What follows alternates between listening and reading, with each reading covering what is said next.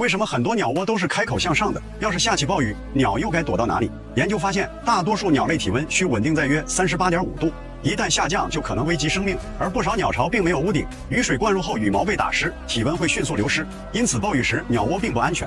那为何还要这样筑巢？原因首先是安全开口向上的碗状结构能有效防止鸟蛋或幼鸟滑落，减少被天敌发现的风险。同时，这种巢型视野开阔，几乎可环视四周，亲鸟能第一时间察觉危险并迅速飞离。再加上许多鸟类的巢穴都是短租房，只是临时使用，结构无需复杂，简单实用才是最佳选择。